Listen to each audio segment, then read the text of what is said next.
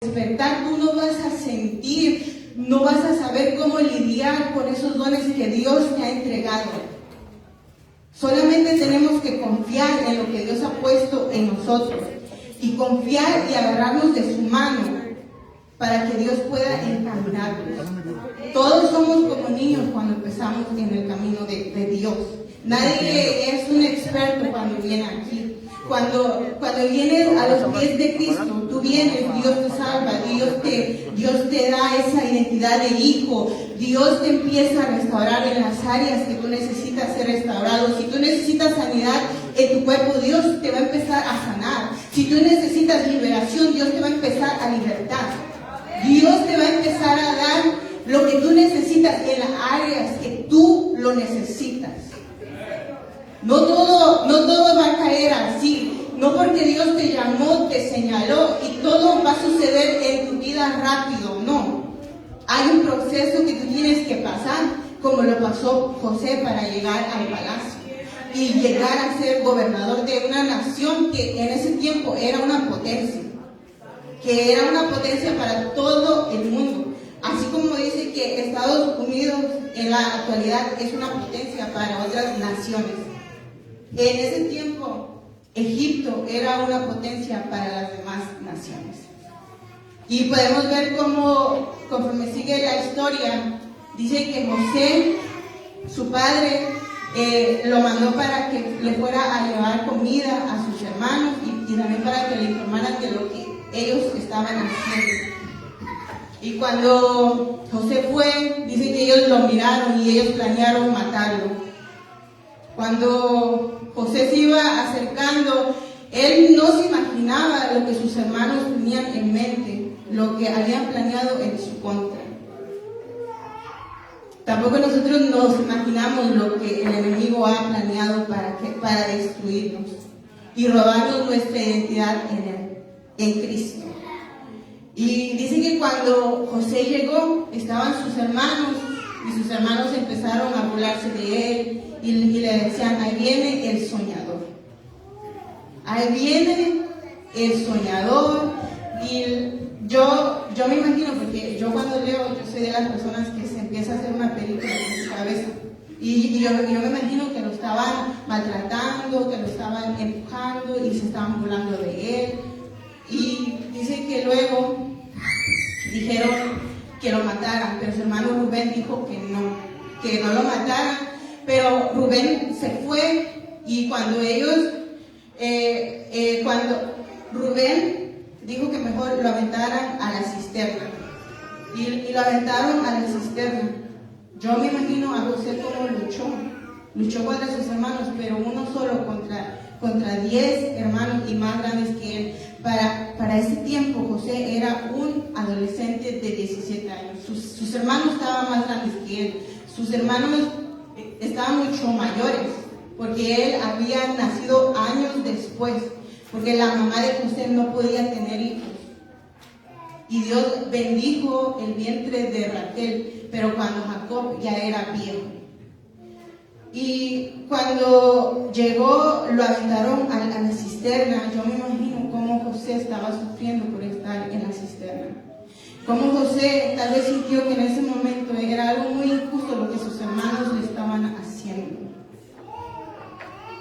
El enemigo, a veces en nuestra vida, nos va a tratar así también. Nos va a tratar de intimidar, nos va a tratar de amedrentar.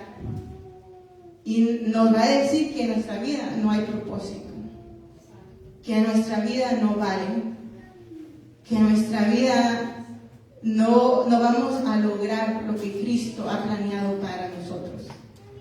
Y dice que José gritaba y después dice que lo sacaron de la fosa y Rubén no estaba ahí y sus hermanos dicen que vieron una compañía de madianitas y dice que lo vendieron por 20 monedas de plata. Lo vendieron como esclavo y ellos lo vendieron a Egipto, a José. Estaba leyendo y algo que también me llamó mucho la atención, que dice que José es como un prototipo, es como el Jesús antiguo el Jesús antiguo del Viejo Testamento.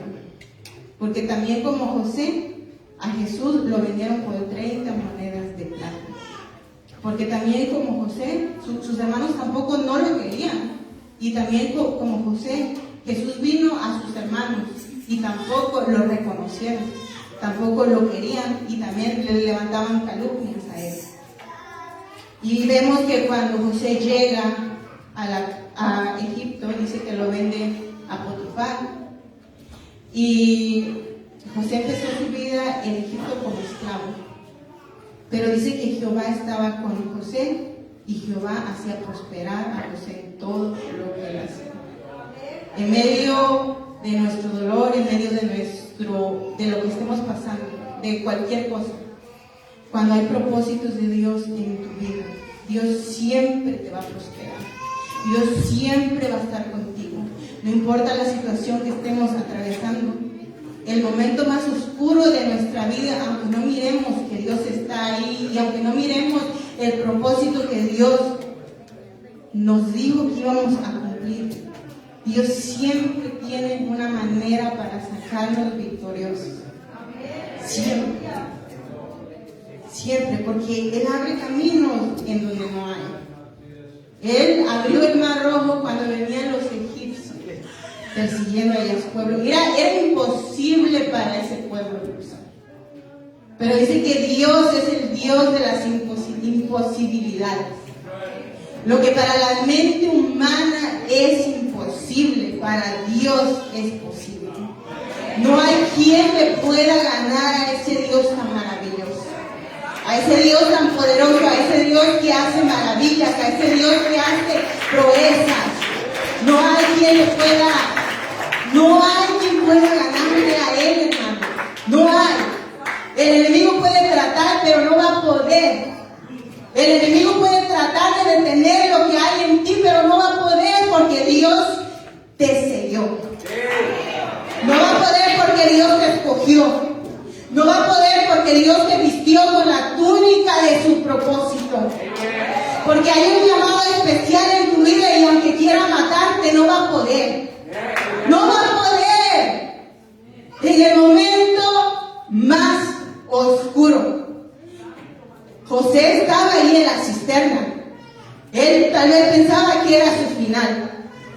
Lo que el enemigo no sabe, que lo que es tu mayor dolor, Dios lo va a transformar en tu mayor bendición.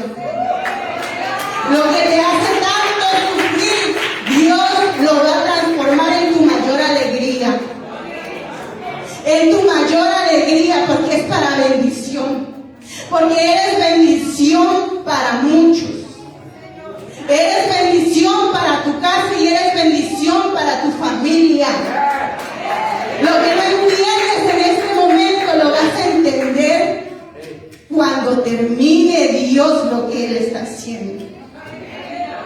José no entendía por qué él estaba en esa situación, por qué él era envidiado, por qué sus hermanos lo rechazaban, por qué no lo querían. ¿Por qué no? Cuando él no les había hecho nada. Pero por cuanto él tenía la túnica, el propósito, el liderazgo, por cuanto él tenía ese don y ese llamado, el enemigo lo quiso destruir. Pero Dios tenía otro camino para bendecirlo, para sacarlo victorioso, para que él llegara a gobernar y él llegara a la meta. Porque él tenía una misión. Cuando él llegó a la casa de Potifar, dice que Dios estaba con José. Dios lo prosperó y dice que Potifar lo puso sobre su casa. Aún, es que yo digo, Señor, cuando yo estaba leyendo José, yo lo he leído muchísimas veces, pero esta vez yo lo estudié. Lo estudié.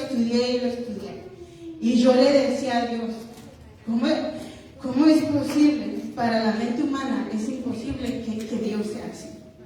Es imposible que en el momento de tu aflicción, en el momento que tú sufres, es imposible que Dios esté contigo y te bendiga. Mas sin en cambio Dios estaba bendiciendo a un joven que fue vendido como esclavo en una tierra que no era de él, en una casa que no era de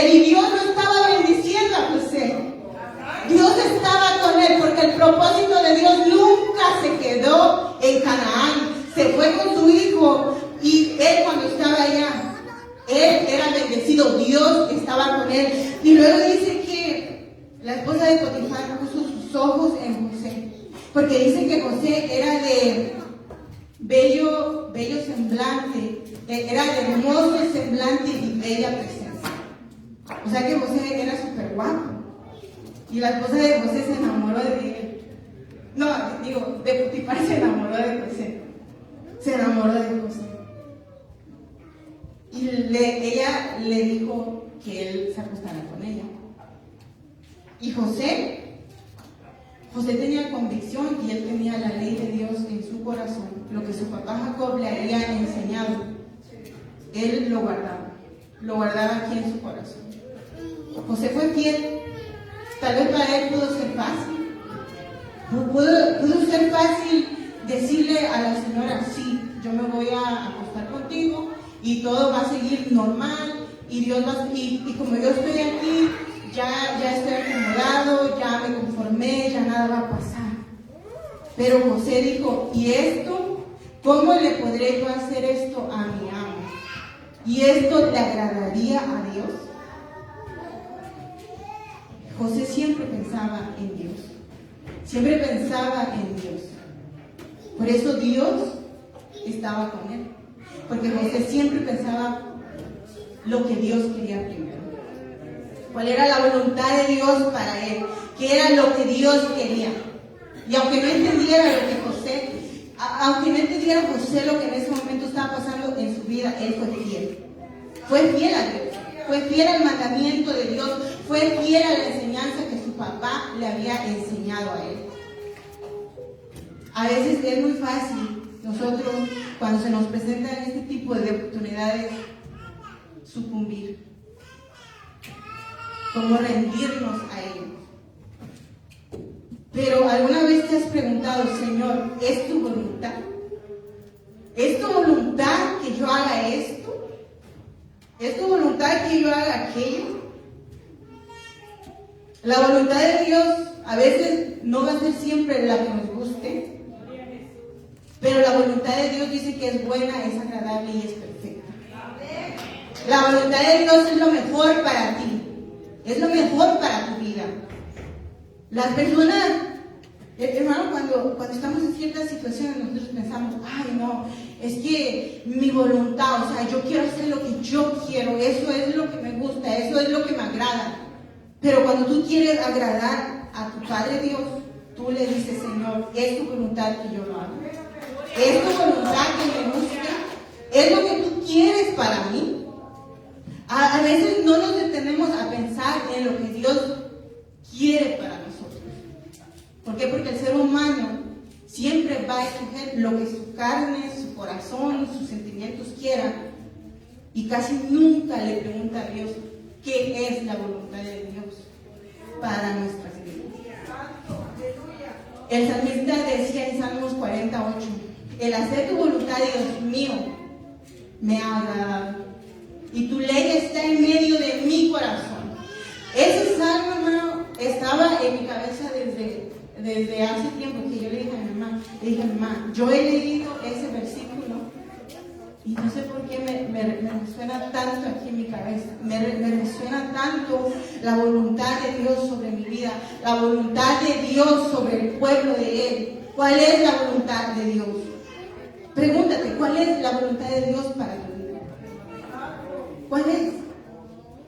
A veces yo me he encontrado en situaciones que yo digo, Señor, yo cuando me toca tomar una decisión que me es difícil, que a veces me cuesta tomar. Porque sí, hermano, o sea, yo soy ser humano, así como fue José. O sea, yo soy un ser humano, yo soy imperfecta, yo tengo errores. El que me venga aquí a decir que es perfecto es un mentiroso. Hasta ahorita yo no he conocido a nadie más que a Jesucristo. A nadie más que a Jesús. Y a mí cuando me toca preguntarle a Dios, Señor, ¿es tu voluntad? Yo vengo delante de Dios. Y no digas que yo me pongo ahí a orar y tal, no, sino que yo mientras estoy hablando con Dios, a veces puede ser aquí en mi pensamiento. Yo le digo, Señor, mira, esto es lo que yo quiero, esta es mi voluntad, y yo le doy una lista. Y casi de todo lo que yo le digo, el 90% de las veces que yo le he preguntado a Dios, su respuesta siempre ha sido no. Casi siempre es no. Porque no siempre va a ser lo que me guste a mí. Va a ser lo que le guste a Él, lo que sea su agrado de Él. Lo que Él ha determinado para tu vida, aunque no te guste. Si tú de verdad eres un hijo de Dios, tú la vas a tomar, la vas a aceptar y la vas a respetar. Porque dice Dios, al que toma por hijo, Dios lo corrige, Dios le enseña, Dios lo disciplina, Dios nos educa. Dios nos educa como sus hijos, Dios nos enseña su ley. ¿Cuál es su ley? La palabra de Dios. Dice, ¿con qué guardará el joven su camino? Con guardar mi palabra. Y esto no solamente va para los jóvenes, esto va para todos. Nosotros tenemos que guardar la palabra de Dios para que podamos guardar nuestra vida. Nuestra vida. Y luego dice que José, después de que él dijo, no, yo no me voy a acostar contigo, dice que la señora se enojó. Y al momento que él se iba, dice que le arrebató sus vestiduras. Y dice que ella lo acusó falsamente, le levantó una calumnia, lo acusó y dijo que él había tratado de abusar de ella, cuando era una mentira. Aquí vemos otra injusticia. Se puede ver como una injusticia, pero todo tiene un propósito en Dios. Aunque José no lo entendía por qué estaba pasando esto, Dios sabía que era un propósito. Dios sabe que las cosas injustas que a veces nos pasan en nuestra vida tienen un propósito. Las cosas que a veces no podemos entender sobre nuestras vidas, Dios tiene un propósito. Amén. Y luego dice que a causa de esta calumnia, él cayó en la cárcel.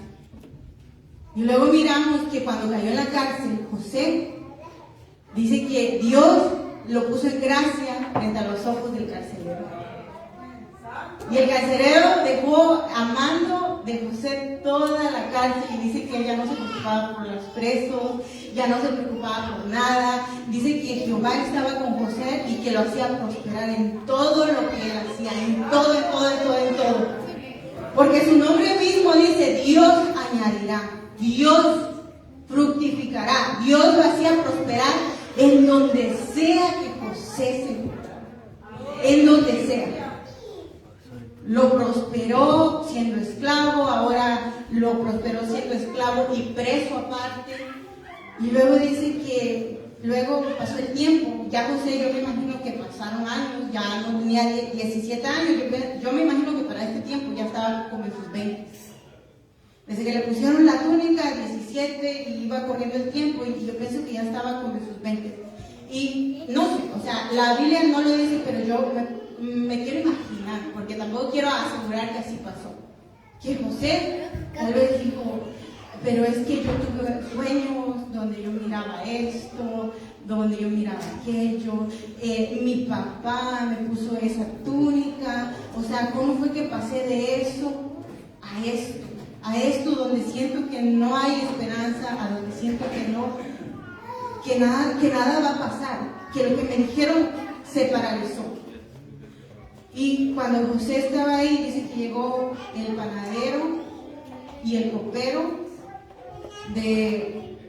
del faraón. Y como Dios, desde que le había puesto la túnica, el don de interpretar sueños, el don de los sueños, porque a José se le conoce como José el soñador, dice que él, cuando se presentaron estas dos personas ahí, dice que ellos dos tuvieron unos sueños y sus sueños eran casi similares. Y José estaba ahí. Y tú puedes decir, es que José estaba preso ahí y esto que lo... No, en Dios no existen casualidades. En Dios no existen casualidades. Dios sabía que eso iba a pasar. Y Dios sabía que José iba a estar con esas dos personas, que una de ellas después iba a ser para bendición de su vida de él. Dios tiene propósito en todo. en todo. Y luego dice que él interpretó el sueño del copero y le dijo que Faraón lo iba a restituir. Lo iba a restituir a su puesto y que al panadero le iban a cortarle la cabeza. Y justamente pasaron 3 días y dice que ese sueño se hizo realidad. El copero fue restituido para seguir sirviéndole a Faraón y al panadero dice que lo alcanza. José le había dicho al copero que se acordara de él,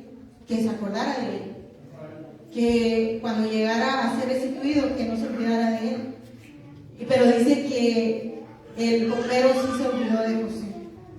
Pasaron 2 años después y dice que Faraón tuvo sueños donde soñó las vacas gordas que se comían que las vacas flacas se comían a las vacas gordas, y donde soñó que las espigas que estaban bien bonitas eran también consumidas por las espigas que estaban bien feas.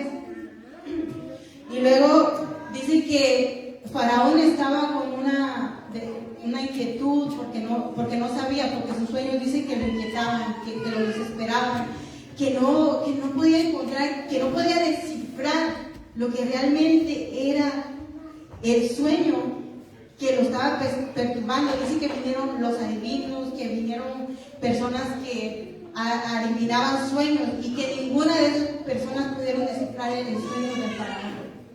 Y luego dice que el copero casualmente se acordó del hebreo esclavo que estaba encerrado ahí en la cárcel y le dijo: Señor, yo conocí a un joven que interpretó mis sueños y también interpretó los sueños del panadero, y tal cual como él los dijo, así se cumplieron.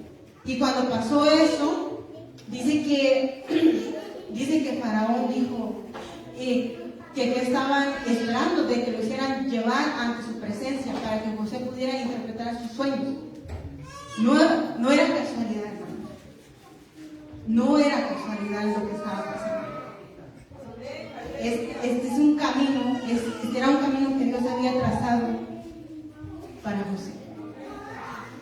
Y luego dice que cuando llegaron las personas por él ahí a la cárcel, dice que lo bañaron, que mudaron su ropa, y dice que lo afeitaron, o sea, que lo tuvieron que arreglar porque él era un carcelero, era una persona que estaba ahí en la cárcel, y pues yo pienso que estaba sucio. Y pues se iba a presentar ante la máxima autoridad de Egipto y tenía que ir limpio, que tenía que ir con sus mejores ropas, bien afeitado, bien rastrado, bien guapo. Y luego dice que cuando José llegó delante de él, dice que Faraón le dijo que si era él el hombre que interpretaba los sueños, y él le dijo que sí. Y luego dice que cuando pasó esto, Faraón le contó el sueño, le contó lo de las vacas y le contó sobre las espigas. Y luego dice que cuando estaban ahí, él le dijo: Señor, los 2 sueños son uno solo. Y les dio la interpretación que eran 7 años de abundancia y 7 años de hambre. Y que él se tenía que buscar un varón que pudiera administrar todo eso, tenía que guardar comida y esto que el otro, para que se prepararan para esos 7 años de hambre. Luego dice que cuando pasó eso, el faraón, o sea, yo me imagino que José no se estaba esperando nada de esto. Tal vez él nada más pensó que cuando él interpretara ese sueño, yo me imagino que él pensó: Faraón me va a dejar que yo regrese a mi tierra, que yo regrese con mi padre, que yo regrese con mis hermanos, me va a dejar libre porque yo le interpreté sus sueños. Lo que no sabía es que Dios le había dado un sueño años atrás, cuando él tenía 17 años, cuando él llegó delante de Faraón. Dice que él tenía 30 años. Ya habían pasado más de 12 años. Dios le había hecho soñar a él años atrás. Y ese sueño y el propósito que Dios le dio se tenía que cumplir sobre la vida de José. Porque tú te puedes olvidar de lo que Dios te mandó a hacer, pero Dios nunca se va a olvidar del propósito que Él ha puesto en tu vida. Él nunca se va a olvidar de lo que Él ha puesto en tus manos, de los dones que Dios te revistió. Dios siempre se va a acordar, Dios siempre te va a estar esperando para que tú cumplas con el propósito que Él te mandó. Siempre. aunque tú te olvides, aunque tú te rehuses al llamado y a la voluntad de Dios, tú te puedes olvidar, pero Dios nunca se va a olvidar de eso. Porque Dios te marcó, porque Dios te puso una túnica. No importa si te la puso cuando eras un niño, no importa si te la puso cuando eras un adolescente, cuando eras un joven, cuando ya eres mayor o cuando eres un anciano. Dios siempre se va a acordar que Él te llamó con un propósito. Y José tenía 17 años cuando soñó, y soñó lo que le iba a pasar. Y pasó, y Faraón dijo, ¿quién mejor que este hombre que tiene el Espíritu de Dios para que él pusiera todo eso que él había dicho, que buscara un hombre, que administrara, que guardara comida, que hiciera todo eso? ¿Quién mejor hombre que tú? ¿Quién mejor hombre que tú, José? ¿Viste lo grande que es Dios? Hermano, cuando yo estaba leyendo esta historia y justamente yo dije, wow, Señor, de verdad que tú eres un Dios sorprendente, tú eres un Dios que da sorpresas. Porque en tu peor temporada, Dios te va a sorprender con algo maravilloso. Algo que no te esperas que Dios va a hacer, Dios lo va a hacer en tu vida. Y va a ser mucho más grande de lo que tú te estás esperando. Más grande de lo que nuestra mente pueda imaginar. Más grande. Los pensamientos de Dios y los planes de Dios son mucho más grandes que lo que nosotros podemos imaginar. Dice, porque yo tengo planes de bien para tu vida. Planes para bendecirte, planes para prosperarte, planes para darte un futuro con paz. La voluntad de Cristo es mucho más de lo que nuestra mente humana puede pensar o obtener. La voluntad de Dios en la vida de José era mucho más grande que esos sueños que él tuvo. Era mucho más grande. Eso era como un llamado que Dios le hizo. Y cuando José estaba enfrente de Faraón, dice que Faraón sacó el anillo de su mano y lo puso sobre la mano de José. Sobre la mano de José. Y le dijo, sobre el trono solamente yo seré mayor que tú. José pasó a ser el gobernador de toda una nación. ¿Viste la restitución de Dios? ¿Viste cómo Dios obra? ¿Viste que no importa lo que pases? ¿Viste el plan maravilloso que Dios tiene para tu vida? Lo que no entiendes en tu presente, mira, tu futuro es glorioso. En tu futuro hay gloria. Lo que no entiendes en este momento, lo vas a entender cuando llegues. Lo que no entendía José cuando tenía 17, cuando tenía 30 años, él pudo entender por qué tuvo que caminar todo lo que caminó, por qué tuvo que ser tirado en la cisterna, por qué fue vendido como esclavo, por qué se fue a la cárcel injustamente, por qué conoció al panadero y al copero. No fue casualidad, era porque Dios estaba trazando su camino hacia el palacio, era porque Dios estaba trazando su camino a que él fuera el gobernador de toda una nación grande, para que él salvara no solamente a esa nación, sino también para que preservara la vida de su familia. Que su familia creía que él estaba muerto. Porque el enemigo piensa que cuando te está dañando tú te vas a morir. Porque el enemigo piensa que cuando él te pone cosas para que sufras, te pone tropiezos para que caigas y no te levantes. El enemigo piensa que ese es tu final. Pero Dios te está diciendo, eso solo es el principio del camino que yo tengo preparado para ti. Eso solamente es el principio de lo que yo quiero hacer en tu vida. Eso solamente es el principio de mi voluntad para ti.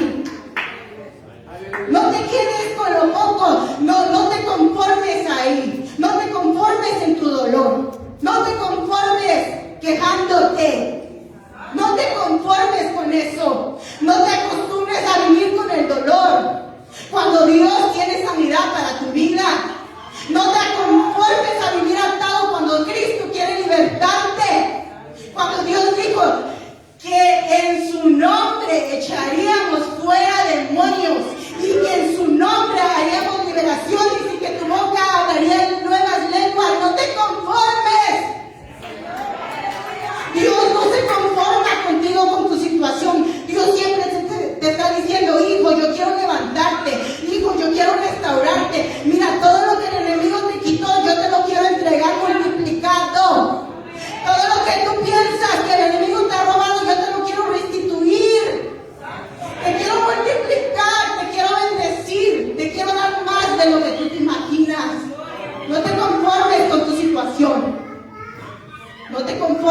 enfermedad. No lo hagas, porque Dios no se conforma con eso. En el plan de Dios y en la mente de Dios siempre está más. Tú puedes más. Tú puedes hacerlo. Dios siempre nos está motivando. Dios siempre te está diciendo: hijo, cuando nadie cree en ti, yo creo en ti. Hijo, aunque te veas allí en el suelo, yo ya te vi levantado. Hijo, aunque tú estés muriéndote, yo te he venido a dar vida. ¿Por qué te quieres conformar con qué? Con lo que el enemigo te está dando. No te conformes con las migajas que el enemigo te está dando. Cuando tienes un padre que tiene en abundancia para darte de comer. Y cuando te estoy diciendo eso, te estoy hablando de cosas espirituales. Cuando te estoy diciendo eso, te estoy diciendo que Dios te quiere bendecir en todas las áreas de tu vida. No solamente en lo físico, sino también te quiere bendecir en lo espiritual. Quiere bendecir tu casa, quiere bendecir a tu familia. Quiere que tú seas bendición para otros allá afuera. ¿Por qué te quieres esconder del propósito de Dios? ¿Por qué? Porque piensas que Dios es tan diminuto. Es tan diminuto cuando Dios es un Dios grande, cuando Dios puede hacer cosas extraordinarias en nosotros. ¿Por qué te quieres conformar con lo que el enemigo te está dando? El enemigo es un engañador. El enemigo vino a matar, a robar y a destruir. Todo lo que el enemigo te ponga en tu camino, tal vez por un momento te va a dar felicidad, te va a dar placer, pero su fin es de muerte. Lo que Cristo te está ofreciendo es una vida eterna, te está regalando salvación, te está regalando libertad, te está regalando un propósito. Cristo te está regalando oportunidades nuevas. En Él se hacen nuevas todas las cosas. No importa lo que has recorrido, no importa por lo que has pasado. Cristo te quiere levantar. Cristo te quiere dar más. Cristo es un Dios de abundancia. Cristo no es un Dios escaso. Dios no es un Dios escaso. Dios no es un Dios como nosotros pensamos. Cuando tú piensas que tú has terminado, así como le dijo a Elías cuando se fue a esconder a esa pueblo, que Elías ya no quería, que quería que le quitaran la vida. Y cuando Dios le dijo que se levantara porque el largo camino le restaba. Largo camino te resta. No te vas a morir en esa condición en la que te encuentras. No te vas a morir con esa mentalidad con la que tú estás. El Señor te quiere levantar, te quiere restaurar. Así como levantó a José como gobernador. Lo hizo Señor sobre una nación extranjera. Lo hizo Señor. De esclavo pasó a ser gobernador. De esclavo pasó a ser uno de los más altos. A mí me encanta eso. Me encanta cuando Dios hace eso. Me encanta cuando Dios levanta de lo que no es, de lo que la gente dice. Esa persona es una persona que no va a lograr nada. Mira cómo está su vida. Mira, cuando el enemigo te está menospreciando, el Señor está mirando en ti una persona grande. El Señor está mirando en ti a una persona extraordinaria. Porque Dios te mira como hijo. Dios te mira como hijo. Dios no te mira como un esclavo. Dios no te mira como nada. Si eso fuera así, ¿por qué Él dice que amó tanto a la humanidad que entregó a su Hijo unigénito? Lo amó a tal punto que entregó a su Hijo unigénito, a su único Hijo, por amor a ti, por amor a mí.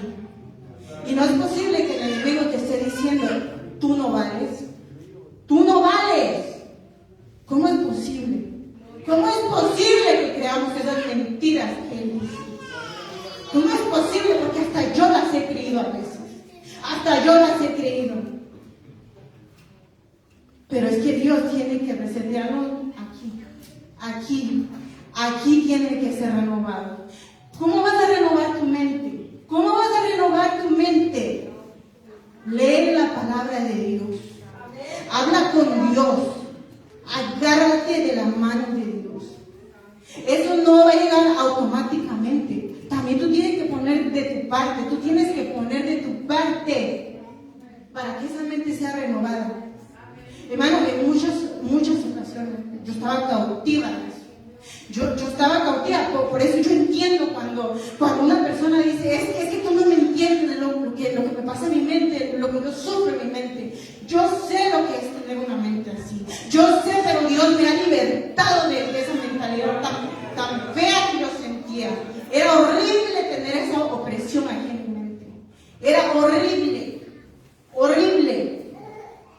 Horrible que el enemigo te esté diciendo, mátate, tú no sirves, tú no vales, nadie te quiere, tú nunca vas a llegar a hacer nada. Y fíjate lo que yo estoy haciendo.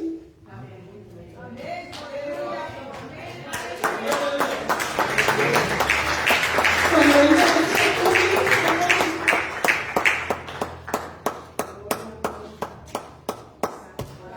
nunca vas a lograr nada. Desde que yo era una niña, me perseguía. Yo planeaba cómo matarme. De verdad. Nunca me atreví. Nunca. Porque Dios me cuidó. Pero yo era atormentada toda mi adolescencia. Toda mi adolescencia. Mátate. Tu mamá no te quiere. Nadie te quiere. Tú eres un fracaso. Yo no sé por qué naciste al mundo. Tú nunca vas a hacer nada.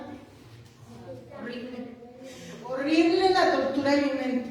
Horrible.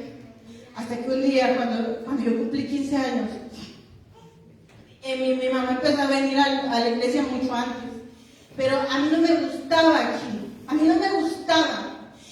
Yo soy honesta. A mí no me gustaba. Cuando yo me recuerdo que una vez vine. Y no sé por qué tenía tantas ganas de venir a la iglesia. Yo llegué de la escuela, me recuerdo que yo llegué bien tarde de la escuela, yo llegué como a las 6 y algo, el culto empezaba a las 7. Me recuerdo que vino un predicador, ni siquiera había mucha gente porque era un jueves, y los jueves casi nunca vienen personas. Casi nunca vienen personas aquí en la iglesia, casi todos queremos venir el domingo. Y yo me recuerdo que no había casi nadie ahí en la iglesia, estaba predicando aquí el predicador, y yo me recuerdo que ni sé ni mire lo que predicó, porque yo ni siquiera ponía atención a nada. Yo decía, ay, se me hacía tan aburrido todo. Mi mente estaba tan cautiva, yo no podía pensar. Yo estaba sentada y yo no podía. Yo decía, yo no puedo. A mí no me gusta esto. A mí no me gusta este tipo así de venir a la iglesia y que luego te estén predicando y que estén cantando. A mí no me gusta. Así estaba yo aquí en mi mente. Y luego, claramente, yo oí una voz que me dijo. Estaba sentada yo creo que como por hasta atrás casi con mi mamá. Y yo oí una voz que me dijo, ahorita la señora que está tocando el piano te va a venir a traer de tu mano y te va a pasar allá al frente. Y cuando me dijo esa voz, yo me quería salir corriendo. Sentía una desesperación en mí y yo dije, yo ya me quiero ir de aquí. Aquí hay algo raro, yo no quiero estar aquí. Aquí hay una cosa extraña, yo no quiero estar aquí. Y ya casi se terminaba, yo me acuerdo que yo pasé al frente y yo me devolví para mi asiento así, porque yo sentía que mis pies se quemaban. Yo decía, ¿qué es esto? Y yo me regresé corriendo y cuando me regresé ya todos ya habían terminado ya de orar por todos y yo me recuerdo que la hermana que estaba tocando aquí el piano, ella se levantó, no sé, cuando yo le pregunté después a ella, hermana, ¿sí te acuerdas cuando tú hiciste esto? Dijo, no me acuerdo ni de lo que hice. Es que no era ella, era Dios. Ella se paró y me fue a agarrar de mi mano, quitó a mi mamá porque yo estaba del otro lado, quitó a mi mamá, me agarró a mí de la mano, me puso acá al frente, en esta iglesia no fue la otra, me puso acá al frente y luego empezaron a orar por mí y de repente yo sé lo que es una liberación. Yo pasé por no una liberación, 3 veces fui liberada, 3 veces. Y yo pasé por esa liberación donde, yo no sé si tú lo has visto, donde literalmente tu cuerpo haces muy feo y te manifiestas y muchas cosas. Y si alguien me lo hubiera contado, yo no le hubiera creído porque yo era bien incrédula, pero como me pasó a mí, esa vez yo decía, ¿qué me está pasando? ¿Qué me están haciendo? Mi mente estaba consciente, pero había algo que me estaba agarrando, controlando. Yo hacía unos movimientos bien raros. Yo tiraba patadas que quería golpear a la gente, o sea, era bien raro eso, era bien raro. Y yo decía, ¿por qué no me puedo controlar? ¿Por qué no me puedo controlar? ¿Qué es lo que me están haciendo? Me recuerdo que mucha gente vinieron, oraron, y después ya me dijo el muchacho, ya está. Cuando él terminó de orar, yo me acuerdo que esa vez me sentí como si se me fue una carga grandísima, se fue. Se salió algo, se fue algo, y de repente pero yo seguía mi vida como siempre. Yo recuerdo que yo no quería a mí no me gustaba, yo decía yo no quiero. Se fue, esto como en el invierno, en el verano del otro año, yo volví aquí a la iglesia y estaba otro predicador. Y cuando estaba orando ahí el predicador, otra vez a mí me pasó eso. Porque yo no buscaba a Dios. Cuando tu casa está vacía, dice que vienen los demonios con 7 más fuertes y dice que te atan más fuerte. Yo no quería. Y luego esa vez ya me libertaron. Y luego pasó septiembre. Eso fue como en junio, julio. Pasó septiembre, octubre. En el mes de octubre otra vez vino un predicador. Yo vine y el predicador otra vez oró por mí. Y también me manifesté. O sea, yo no, lo que estaba dentro de mí volvió. Y yo me recuerdo que esa fue la última vez que me pasó eso. Después de eso, pasaron unos meses y yo me recuerdo que yo estaba en mi cuarto y Dios me visitó. Dios me visitó a mí. Nadie me había hablado de Dios, de la llenura de Dios, de la llenura del Espíritu Santo. Yo no sabía, yo no venía aquí a la iglesia, a mí no me interesaba. Dios me visitó y yo me recuerdo que yo estaba ahí en la computadora y mi mamá dice, fíjate, una prédica cristiana, porque yo me la pasaba escuchando música y no me ponía a escuchar música cristiana. Yo me ponía a escuchar música de lo que oyen los ahí, ¿no? Y yo me recuerdo que me apareció una prédica. Me apareció una prédica viejísima, que yo para ese año ni siquiera estaba aquí en la tierra, y yo me recuerdo que no sé de qué predicar, no sé. Lo último que me llamó la atención fue cuando dijo, el que cree en el Señor Jesucristo, de su interior correrán ríos de agua viva.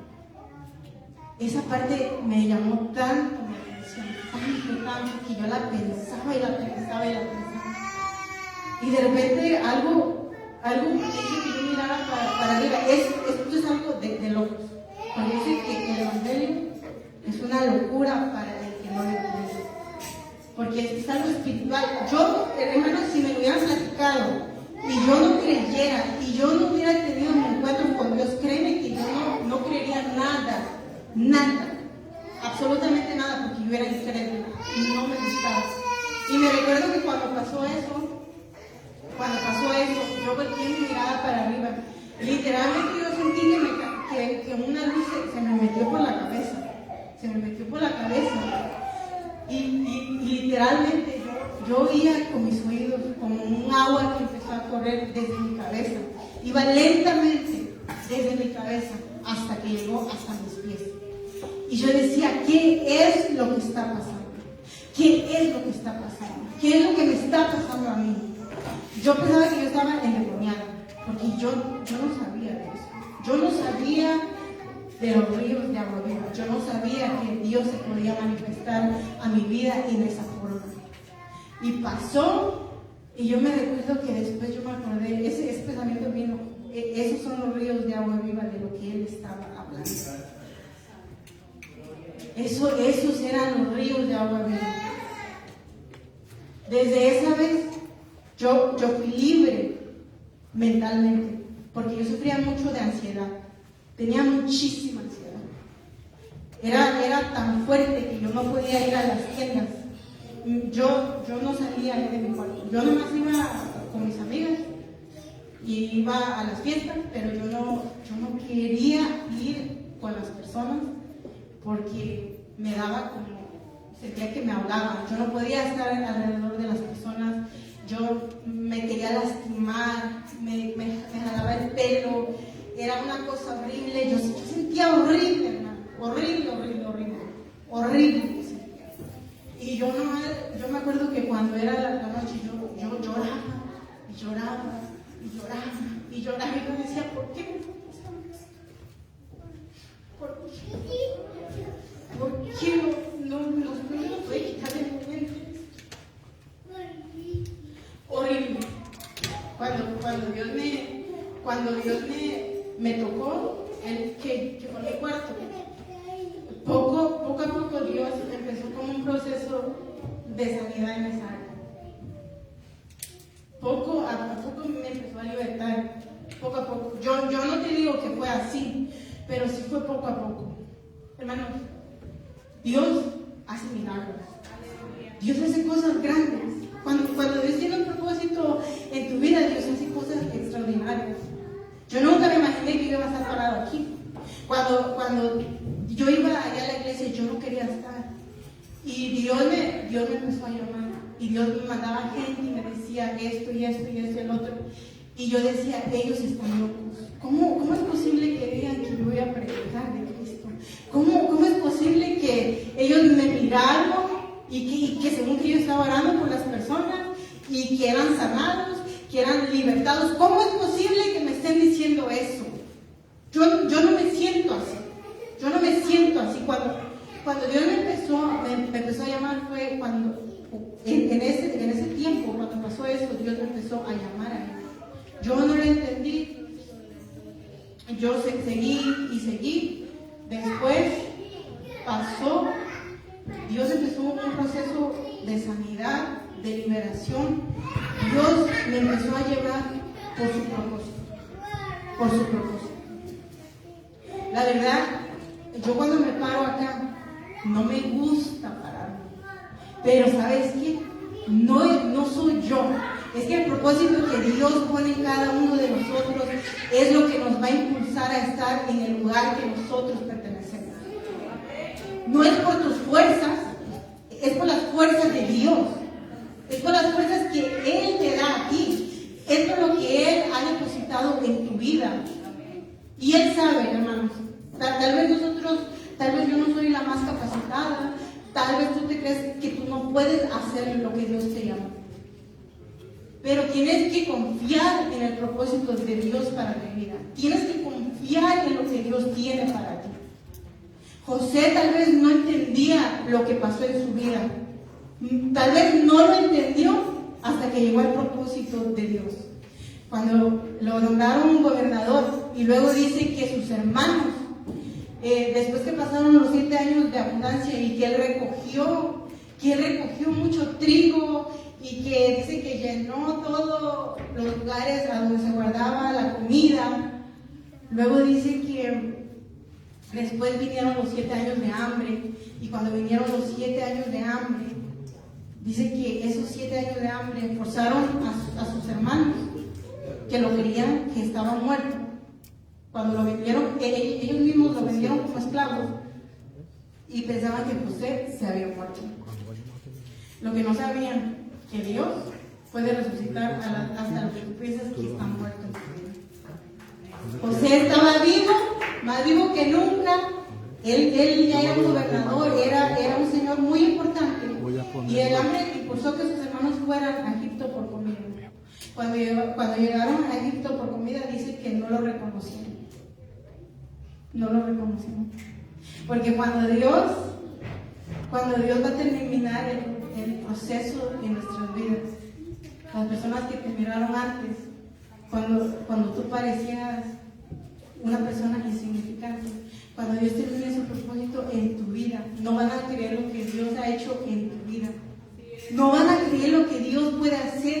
persona que decide creerle a Él, que decide abrazar sus propósitos. No importa las circunstancias, no van a creer lo que Dios hace. Ni yo puedo creer lo que Dios hace tampoco en mi vida. Lo creo porque lo veo. Pero yo no lo creía cuando me lo decían. Y sus hermanos cuando estaban ahí, dice que lo miraron pero no lo reconocieron. Pero dice que José sí lo reconoció. Y yo me imagino que dice que José hasta dice que usaba intérpretes para que hablara con sus hermanos. Dice que no lo reconocieron y tal vez yo siempre cuando leía esta historia antes me daba mucho coraje, porque yo decía, ¿cómo es posible que José ya tenía todo su poder? Ahí mismo los hubiera hecho sufrir, los hubiera metido allá a la cárcel, porque ellos también lo hicieron sufrir cuando él era un joven y no tuvieron misericordia de él. Pero ¿sabes por qué dice que es un prototipo como de Jesucristo? Porque Jesucristo, aunque por nuestras culpas, aún por nuestros pecados, dice que fue molido, Él fue abatido, Él se humilló hasta lo sumo, aún por nuestra culpa, Él entregó su vida por nosotros y Él nos ha regalado el regalo del perdón, de la salvación, de la vida eterna. Nosotros no lo merecíamos, hermanos. Nosotros no merecíamos que Cristo muriera por nosotros. No merecíamos su perdón porque nosotros éramos malos.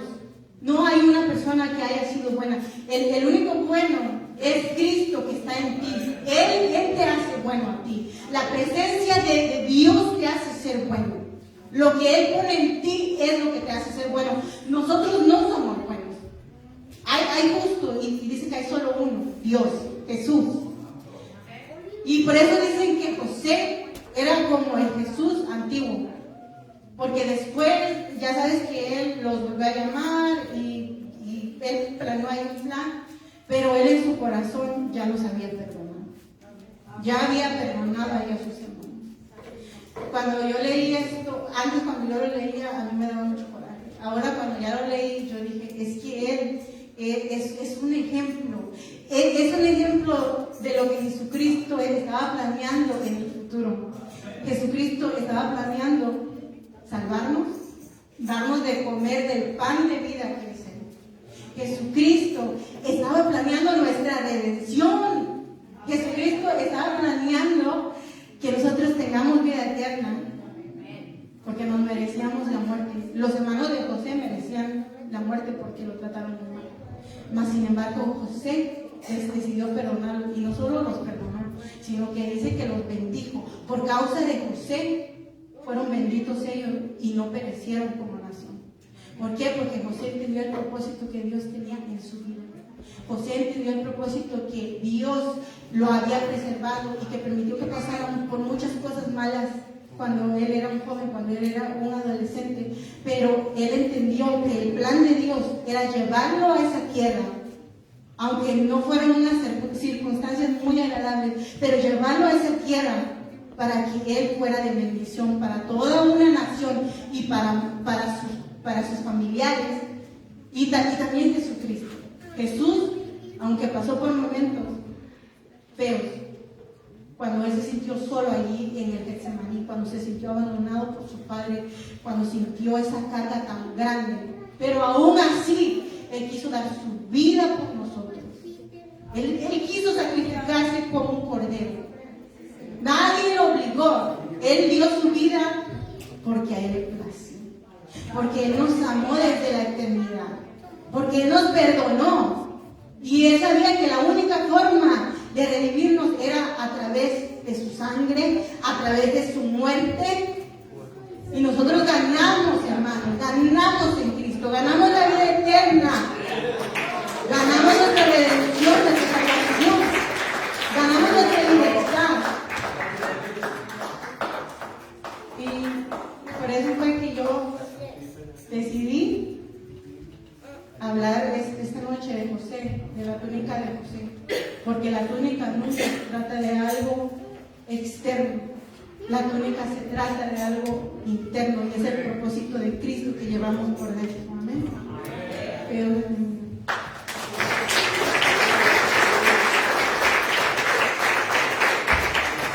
Aleluya, bendiga a nuestra hermana.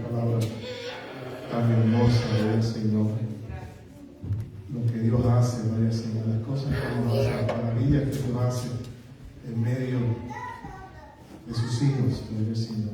Y es muy interesante, Miguel hablaba esa palabra tan hermosa, que no hay que añadirle más que eso, pero sí quiere decir algo. Una de las cosas muy importantes que vemos en José fue su integridad. La integridad, hermanos. Esa integridad que se puso en amenaza por las diferentes circunstancias que vivió, las diferentes tentaciones que vivió, tanto moral como espiritual, pero fue íntegro a Dios. La integridad hace la diferencia. Eso es lo que quiere que sus hijos seamos íntegros en la parte moral, la parte espiritual, y seamos íntegros donde no nos ven, allá en tu casa, frente a la computadora, allá en tu casa, tu trabajo, tu oficina, tu escuela, la calle. Ahí es donde hay que dar a Dios integridad. José, aún en la cárcel, fue íntegro a Dios. Donde quiera que Dios puso, fue íntegro a Dios. Por eso llegó al lugar que llegó, por su integridad a Dios, porque Dios es un Dios fiel. Dios es fiel. Nosotros lo gritamos integridad. Todo ministerio, toda familia necesita integridad a Dios. Aleluya. Gracias, mi hermana Sheila, gloria al Señor. Wow, las cosas que los hermanos comparten y las cosas que nosotros no sabemos. Y yo decía el domingo pasado cómo el enemigo viene a tratar continuamente, zarandea y trata las influencias para que los niños, los jóvenes, los adultos, los ancianos se quiten la vida. Pero tenemos Dios grande que todavía libera. Yo le dije el domingo pasado, nosotros pensamos que Satanás no está suelto, que todavía no siguen pasando estas cosas en el tiempo presente. Sí, hay vidas atadas, hay vidas que están siendo martirizadas, están siendo afligidas y posesionadas por el demonio, que necesitan liberación. Gloria al Señor. Vamos de pie, vamos a orar a Dios. Gracias, mi hermana Sheila, gracias por esta palabra tan hermosa. Gloria al Señor. Y oramos por todos los que nos están viendo a través de estos medios. Hay vidas que nos están viendo, que están ahí. Queremos orar por usted también. Queremos orar por este pueblo. Ahí levante las manos donde estamos, Padre. Señor, te damos gracias porque tú eres un Cristo de libertad y de poder. Tú eres un Cristo de gloria, Señor. Tú eres un Cristo, aleluya, que vino a salvar y a buscar lo que estaba perdido. Gracias por la vida de tu hermana Sheila. Gracias por lo que has hecho. Gracias por la palabra hermosa que ha compartido. Gracias por ese testimonio donde se manifiesta tu amor, tu gracia, tu misericordia. Gracias te damos. Que siga adelante. Y que todos los que hemos sido ministrados por esta palabra, ahora nos toca salir de este lugar y ponernos en obra, Señor. Ahora oramos por esas vidas, por esos cientos que nos ven a través de estos medios, los jóvenes que nos ven, adolescentes que nos ven, gente adulta, gente anciana que nos ven. Oramos por ellos, Señor, para que tengan una experiencia personal contigo. Aquellos que están siendo atormentados por diferentes clases de espíritus, que puedan venir a ti, Jesús, y darte a ti la oportunidad para que tú abras esas redes, para que tú los saques de la cárcel y los traigas a la libertad. Porque si elijo libertad, seré realmente libre. Señor, te damos toda la gloria y toda la honra a ti, en el nombre de Jesucristo. Amén, amén, amén. Esperamos a esa gente el domingo, le esperamos.